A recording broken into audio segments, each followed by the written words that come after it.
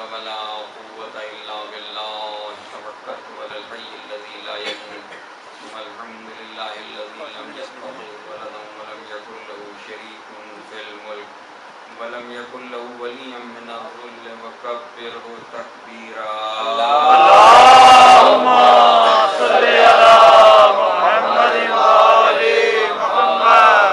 الصلاة والسلام على سيد الأنبياء والمرسلين الذي أرسله بالحق بشيرا ونذيرا داعيا إلى الله بإذنه وسراجا منيرا مولانا ومقتدانا سيدنا وهادينا بالقاسم محمد. اللهم صل على محمد وآل محمد وأهل بيته الطيبين الطاهرين المعصومين المظلومين الذين أذهب الله عنهم الرجس وطهرهم تطهيرا. اللهم صل على محمد وآل محمد. أما بعد فقد قال الله سبحانه وتعالى في محكم كتابه المبين وهو أصدق القائلين إن الصلاة تنهى عن الفحشاء والمنكر. صلوات اللهم صل على محمد وآل محمد. مومنین کرام، ارادہ تو کچھ اور تھا کہ اس مختصر تقریر میں اس کا احاطہ کیا جائے، لیکن کل شب جیو ٹی وی سے پروگرام آ رہا تھا، مبشر لقمان اس کی کمپیئرنگ کر رہے تھے. آپ حضرات میں سے بہت سے افراد نے دیکھا ہوگا، اور وہ نماز کے بارے میں تھا کہ دل میں یہ بڑی کھٹک ہے کہ سارے مسلمانوں کی نماز یکساں ہونا چاہیے، اس لیے کہ اس نماز ہی کی وجہ سے سارا اختلاف پیدا ہو رہا ہے اور الگ الگ لوگ نمازیں پڑھتے ہیں. سب اللہ ایک ہے، رسول ایک ہے، قرآن ایک ہے، دین ایک ہے، تو پھر نمازیں کیوں جدا جدا ہیں؟ اب اس سوال کا جواب تلاش کرنے کی کوشش مختلف مکاتب فکر کے علماء سے انہوں نے کوشش کی، اور جو باتیں انہوں نے کہیں وہ ظاہر کہ کبھی کسی کو اس بنیاد پر ایک نہیں کیا جا سکتا کہ وہ نیکی سے دور بھاگتے ہیں.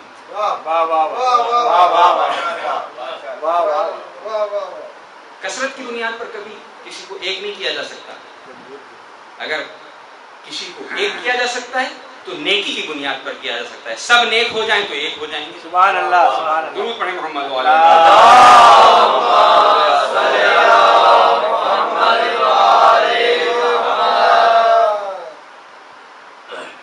میں نے جس آیت مبارکہ کا سہارا لیا ہے وہ بڑی مشہور آیت ہے کہ جو نماز کی کیفیت کو بتا رہے ہیں اور اس کا اثر بتا رہے ہیں.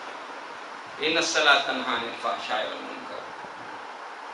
نماز بتحقیق برائیوں سے، بری باتوں سے روکتی ہے. مانی یہی ہوئی نا کہ جو نماز ہے اس کا راس اثر یہ ہے کہ اس سے فحشاء و منکر رک جاتے ہیں. مسجدیں بھری پڑی ہیں، نمازیوں سے چھلک رہی ہیں، لیکن فحشاء و منکر اس سے زیادہ. ہر طرف نمازی نمازی نظر آ رہے ہیں. جہاں دیکھو اذان کی آواز آئی، نماز کی طرف لوگ یوں ترجیح بھاگے چلے جا رہے ہیں. لیکن قرآن کہہ رہا ہے کہ نماز تو برائیوں سے، بدکاریوں سے روکتی ہے.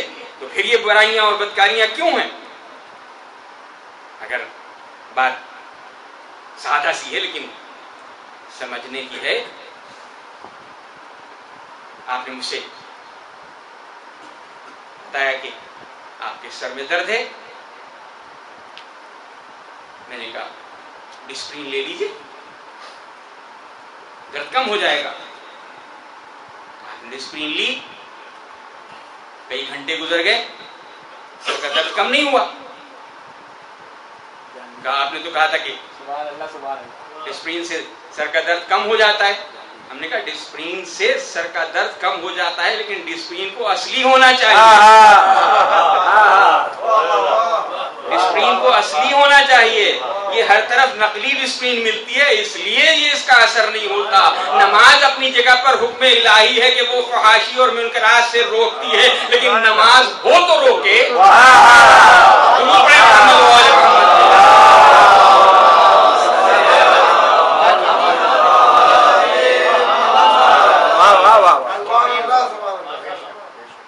اب جو باتیں اس پروگرام میں ہو رہی تھیں اس میں اس بات پر بڑی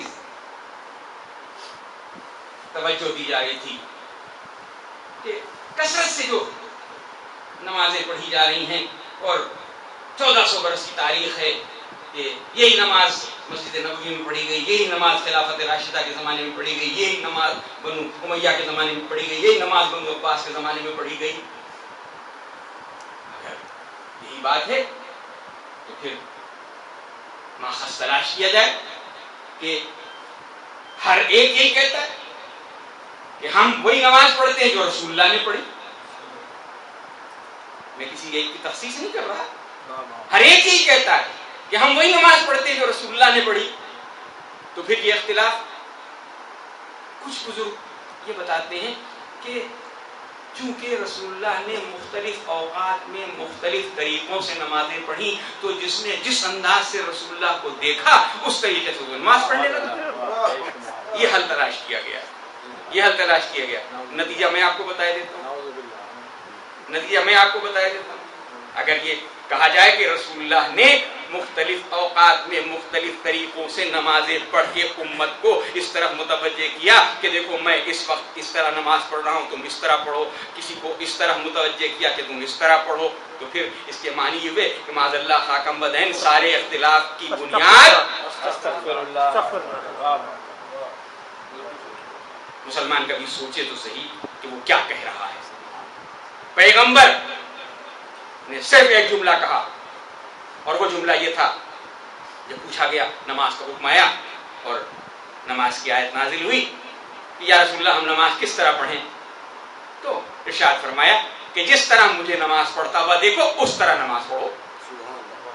جس طرح مجھے نماز پڑھتا ہوا دیکھو اس طرح نماز پڑھو. اب یہ دیکھنے والوں کا قصور ہے کہ وہ نہ جانے کس طرف دیکھ رہے تھے اور اس کو رسول کی نماز سمجھ رہے تھے.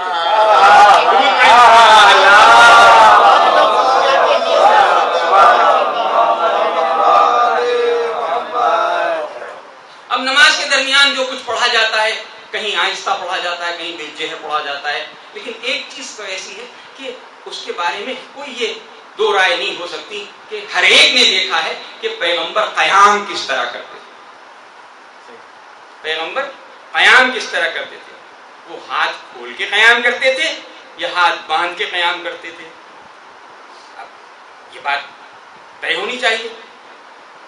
تو اب آپ اگر یہ غور کریں کہ یہ ہاتھ باندھنے اور ہاتھ کھولنے کا معاملہ جو ہے وہ اس سے ایک اردو میں محاورہ نکلا ہے، آپ نے بھی سنا ہوگا کہ وہ تو نہ 3 میں ہے نہ 13 میں.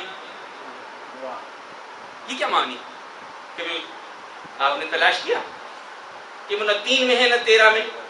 جب کوئی کسی فریق میں نہیں ہوتا تو اس کے بارے میں یہ کہا جاتا ہے کہ ان کی چھوڑ دیجیے، نہ یہ تو 3 میں ہے نہ 13 میں ہے. یہی محاورہ ہے نا؟ تو یہ محاورہ نکلا کہاں؟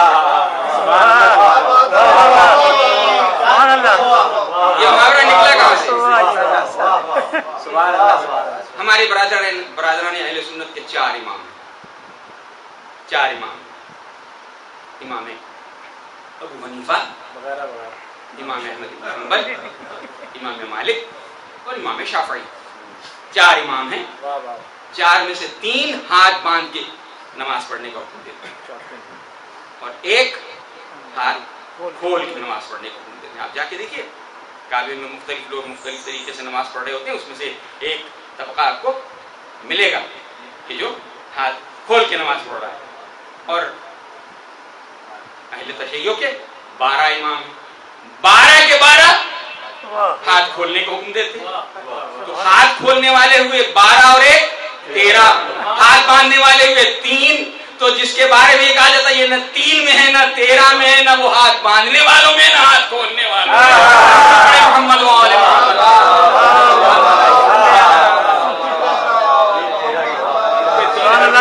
سبحان اللہ سبحان اللہ. قیام ایک ایسی چیز ہے، آپ نماز پڑھ رہے ہیں، میں آپ کو دیکھ رہا ہوں، آپ کیا پڑھ رہے ہیں مجھے نہیں معلوم، میں تو آپ کو کھڑا ہوا دیکھ رہا ہوں. تو اگر پیغمبر کی نماز کو امت مسلمہ نے اپنی آنکھوں سے دیکھا تھا تو کھڑے ہوئے پیغمبر کو دیکھنے میں کوئی تعامل نہیں تھا کہ پیغمبر کس طرح قیام کرتے ہیں. اب فی الوقت ہماری بات کو چھوڑ دیجئے، ہماری بات چھوڑ دیجئے، وہ جن کے بارے میں کہا جاتا ہے کہ وہاں اختلاف نہیں ہے، ان میں 19 طریقے رائج ہیں نماز کے قیام کے.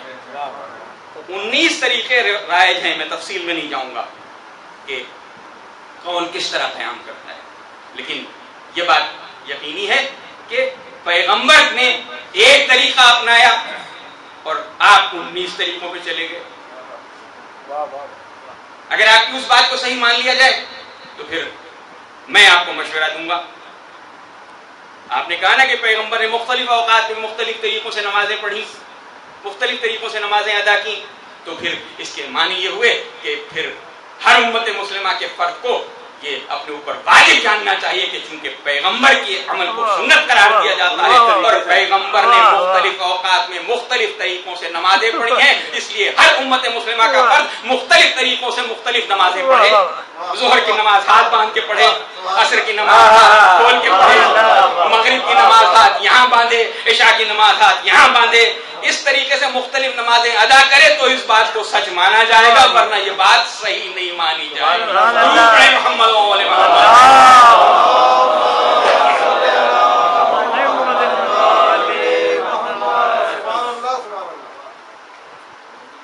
یہ نماز وہ ہے کہ جو پیغمبر نے پڑھی ہے اور پیغمبر کو پڑھتے ہوئے جنہوں نے دیکھا ہے ان کا نام ہے اصحاب، ازواج، اہل بیت. تین طبقے ہیں، 3 طبقے، ان کے علاوہ اور کوئی نہیں. یا اصحاب نے دیکھا، یا ازواج نے دیکھا، یا اہل بیت نے دیکھا. اصحاب پیغمبر کے ساتھ باہر، گھر کے باہر. ازواج گھر کے اندر. جو بات باہر کی ہے وہ ازواج کو نہیں معلوم، جو بات گھر کے اندر کی ہے وہ اصحاب کو نہیں معلوم.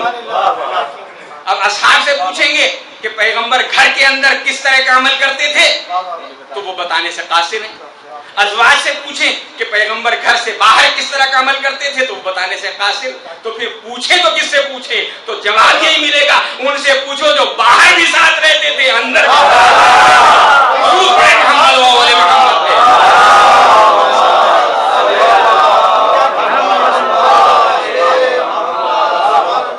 وہ ہر وقت ساتھ رہتے تھے، ہر وقت ساتھ رہتے تھے، بلکہ اس وقت بھی ساتھ تھے کہ جب کوئی ساتھ نہیں دے رہا تھا. جب کوئی ساتھ نہیں دے رہا تھا.